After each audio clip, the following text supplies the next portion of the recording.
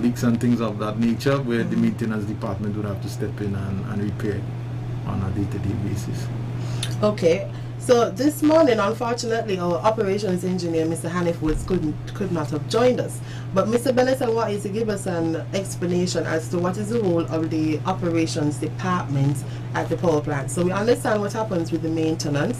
What is the role of the operations department?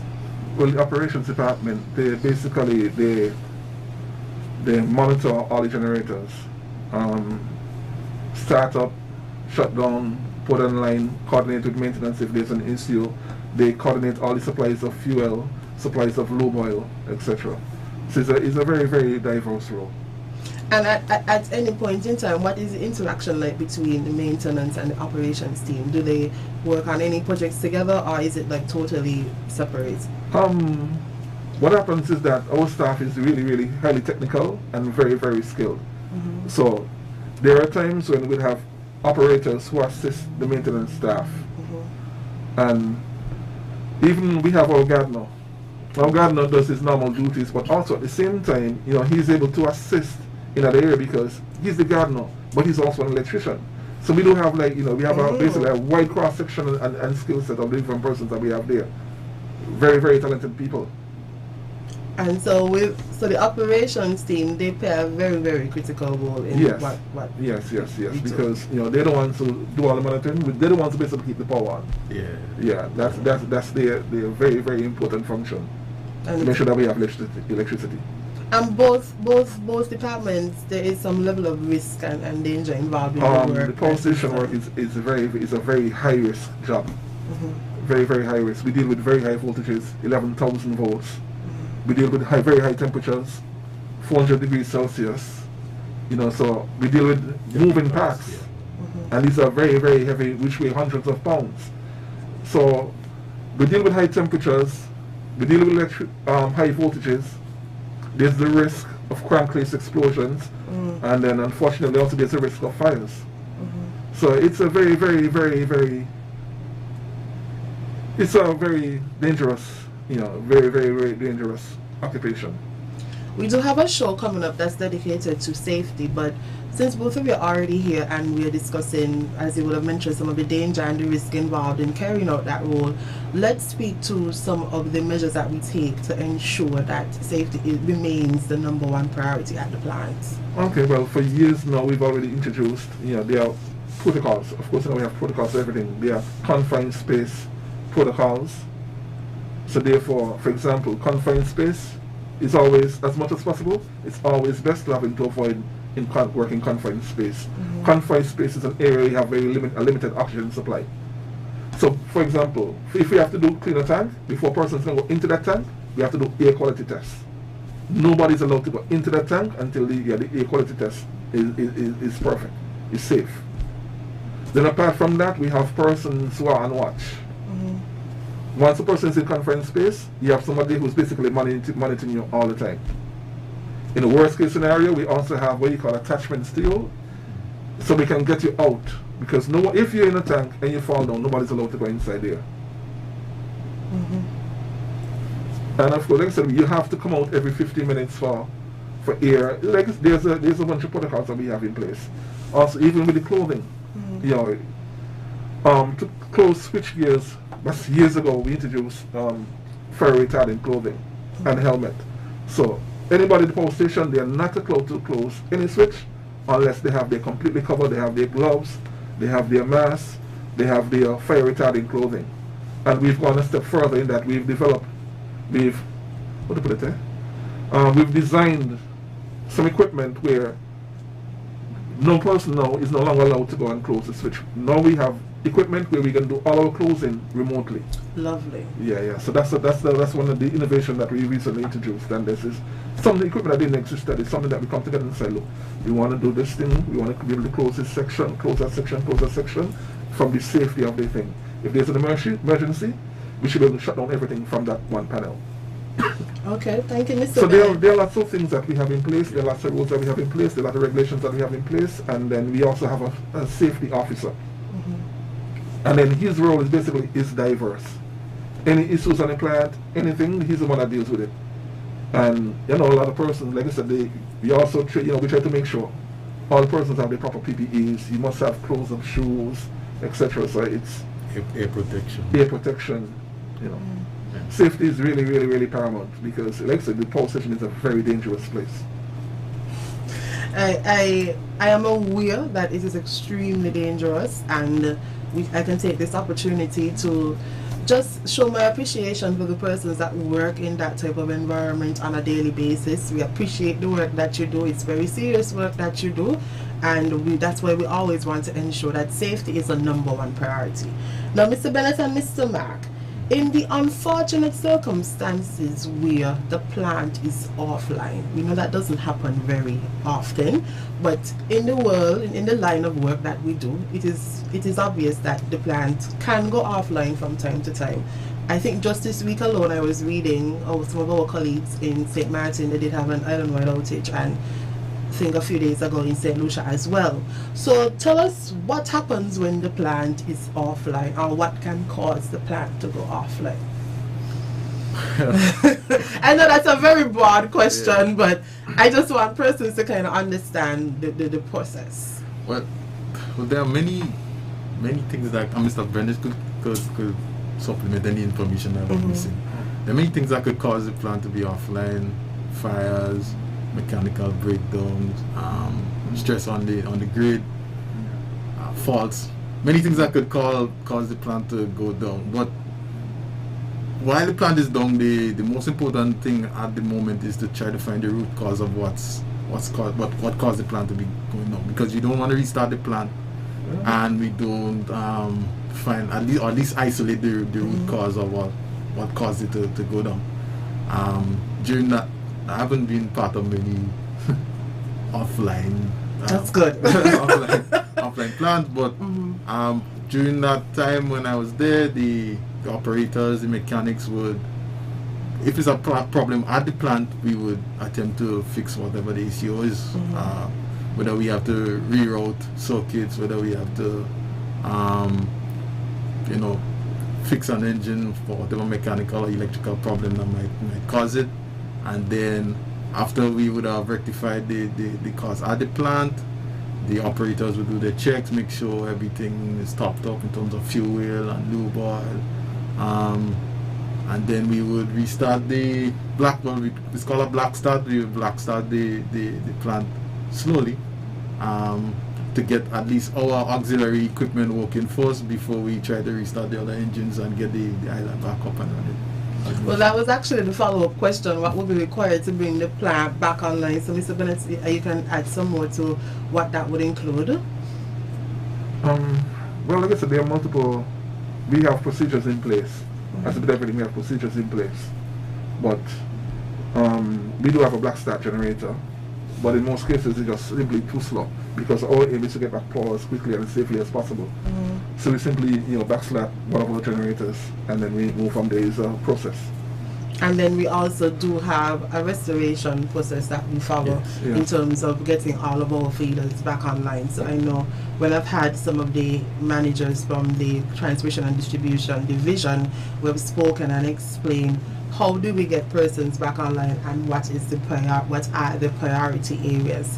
One of the areas that we have not touched on, and we're going to open up the lines to a few callers in just a few minutes, is how electricity is produced. So I don't think there is a great understanding as to what happens in order for when I flip my switch for the lights to come on. So in as simple a way as possible, how is electricity produced, especially from the power plant end? Okay, well, to put it very simply, there's a law in physics that says whenever a conductor, something that could conduct electricity, passes through a magnetic field, a voltage is generated in the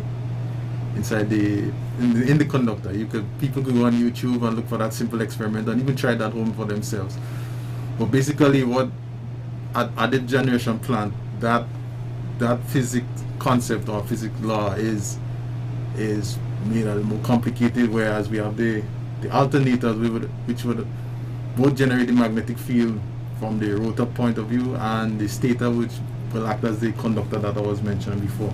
So basically we have the engines, the diesel engines rotating the rotors, which causes a rotating magnetic field, and the stator, which is the conducting material, would cut through that magnetic field, and voltage is generated in that stator. That's how electricity is basically is created. And then how does it get to my home?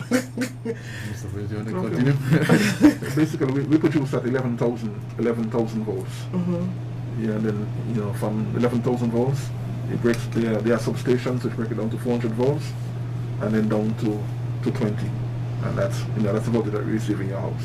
So that's where the transmission and distribution comes in. So at the power plant, that's where the energy is produced. Yes. Am I correct? And then at the transmission and distribution division, that is where it is, for lack of a better word, transmitted and distributed to the persons at their households. All right, gentlemen, you have done a great job this morning attempting to explain some very, very complex concepts and ideas, especially from physics and engineering and electricity, for persons to be able to understand. So I'm hoping that the public would have gained a greater understanding and appreciation for the work that you do, so that when they go home and they flip their switches, they can understand where the power comes from.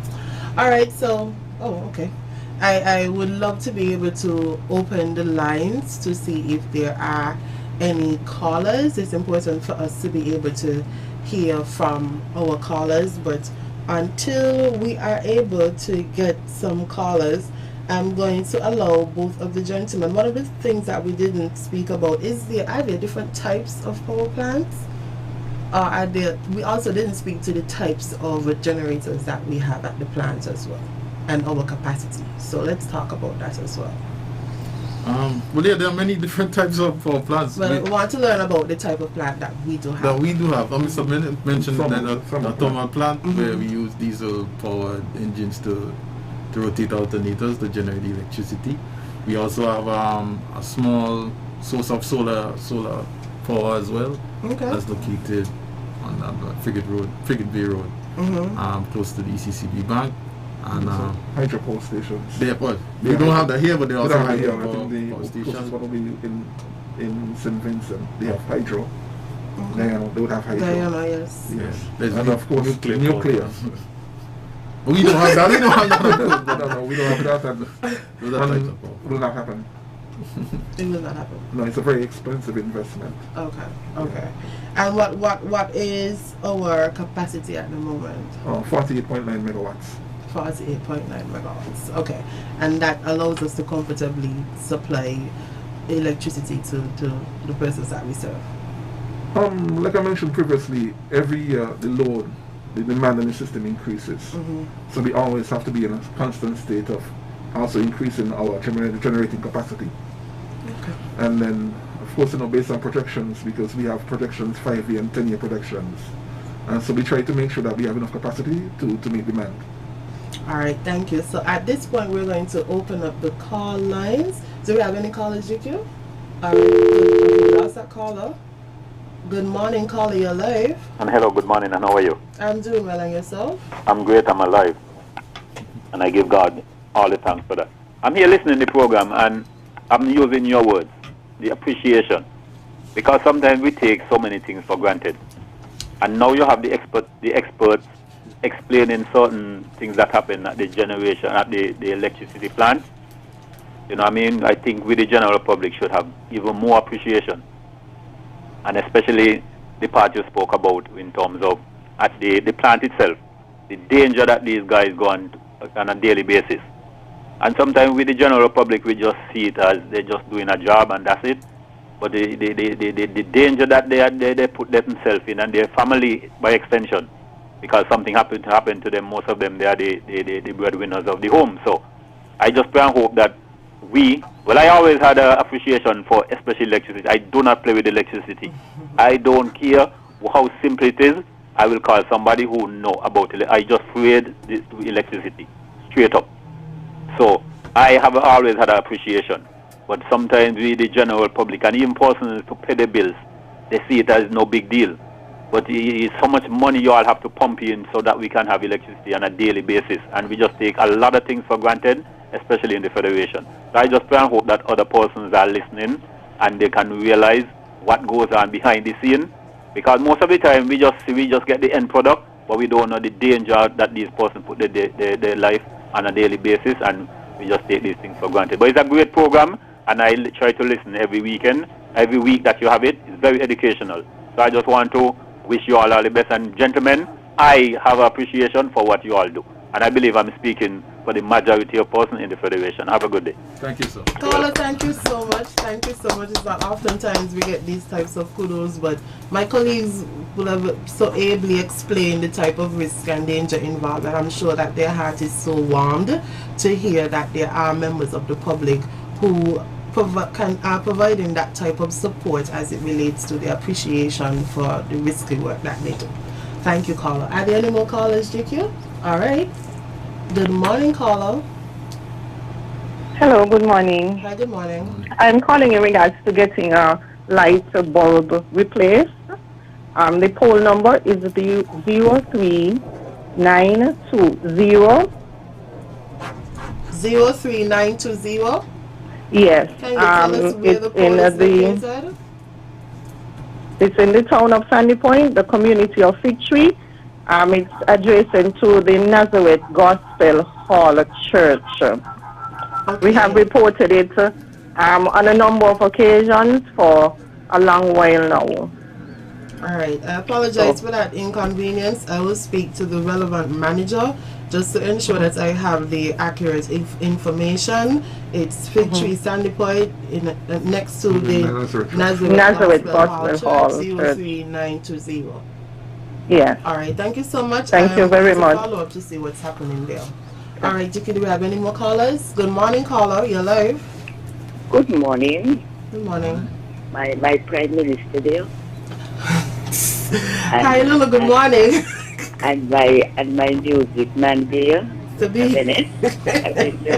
Yes, music man, Mr. Bennett. Morning to you all. Always a pleasure to hear your voice there, and with GQ. At this time around, you are become an AA family now, you see? the AA vice president just called, I don't hear him, and the AA police in this morning, so you are become an AA family now with AA GQ, and along with the president culture. So all of us, I just want to congratulate you all that you could all come, you all come there and update us and update the nation with what you are doing and what's taking place with the electric department. Yeah? All right. Thank you for calling, Lulu. You all have a good day. That's all. Same to you. Thank you for calling. Okay. All right, Jimmy, we're going to Okay. take our final call if there are any more callers. Just the final caller. All right. We don't have any more callers.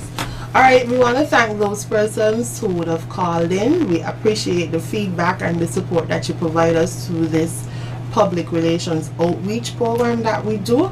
I'm going to take this opportunity to allow my two guests this morning to provide their parting words as we wrap up the program. So we'll start with you, Mr. Mack.